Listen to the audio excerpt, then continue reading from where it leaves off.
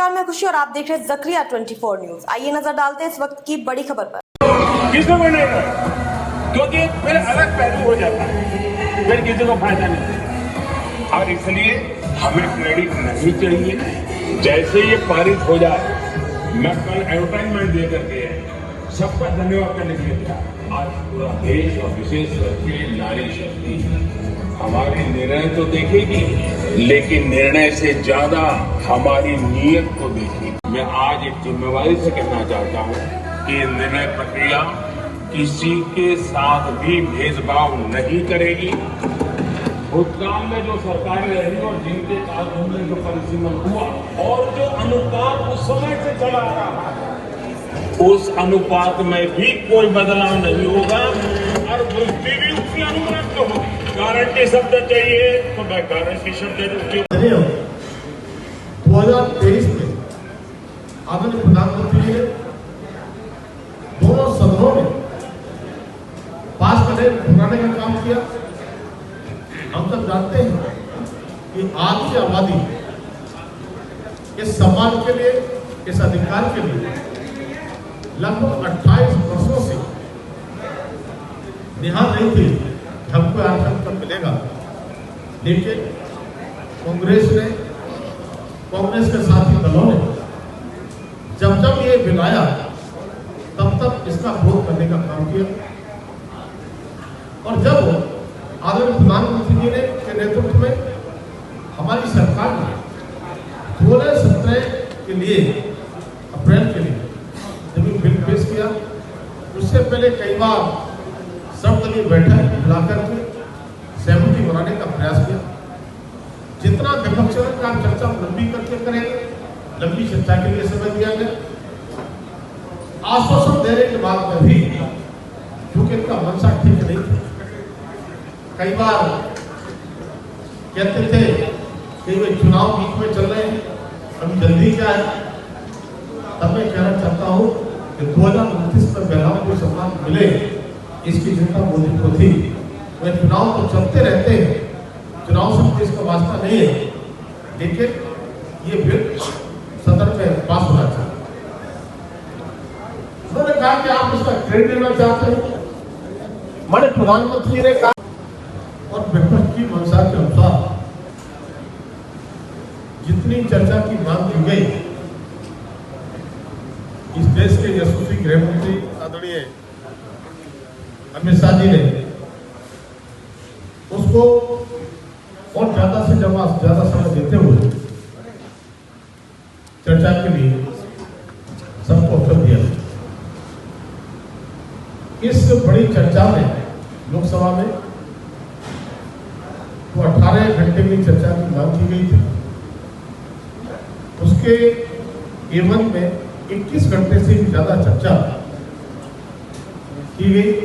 विशेष बात यह कि पहली बार उस चर्चा में 56 महिलाओं ने विचार दिया और उसमें से देश की आधी आबादी तो 33% आरक्षण का ये बिल था। अपने अपने विचारों में अधिकांश महिलाओं ने इस बिल को समर्थन देते हुए और 33% आरक्षण महिलाओं को मिले 2029 में ये लड़ने का अवसर महिलाओं को मिले, ऐसे विचार है। तब मैं कहना चाहता हूं, लंबे समय जिस कांग्रेस ने शासन किया, यूपीए के रूप में हो या कांग्रेस के रूप में हो, तो ये 131वां संशोधन था। इससे पहले लगभग 90 संशोधन कांग्रेस ने यूपीए सरकार ने किए। और वो संशोधन जब हम देखेंगे तो या तो उस कांग्रेस के एक परिवार के व्यक्तिगत लाभ उठाने के लाभ के लिए थे या कांग्रेस के लाभ के लिए थे। देश हित के उन संशोधनों में से भिन्न संशोधन थे, लेकिन आदरणीय प्रधानमंत्री श्री नरेंद्र मोदी के नेतृत्व में 2014 के बाद जो भी संशोधन बिल लेकर आए उस देश के हित में, देश की जनता के हित में बिल लेकर आए। उन्हीं में से एक महिला आरक्षण के लिए बिल था, तो महिला लाना चाहिए था और चुनाव से पहले सिर्फ सरकार का राजनीतिक स्टैंड है, क्या कहना है? देखिए 2023 में महिला शक्ति वंदन अधिनियम आदरणीय प्रधानमंत्री जी ने अपने सूझबूझ के साथ दोनों सदनों में पास कराने का काम किया। अगर मैं कहूँगा विपक्ष की नीयत सही होती तो ये महिला आरक्षण बिल जो लगभग 28 साल से लंबित चला रहा है, जब जब आता है तब तब विरोध करने का काम ये विपक्षी पार्टियां करती हैं। मनमोहन सिंह के समय में तो राज्यसभा से पारित भी हो गया था, लेकिन लोकसभा में लाने का काम ही नहीं किया, उसे ठंडे बस्ते में डाल दिया। इससे उनके मंसूबे पता चल सकते हैं और मैं कहूँगा कि जब उसका लागू करने का वक्त आए, ये विपक्ष भी जानता है, हर राजनीति करने वाला व्यक्ति या महिला शक्ति जो समझदार है, पढ़ी लिखी है, वो जानती है कि कोई भी आरक्षण तब तक नहीं हो सकता जब तक परिसीमन नहीं हो, जब तक जनगणना नहीं हो।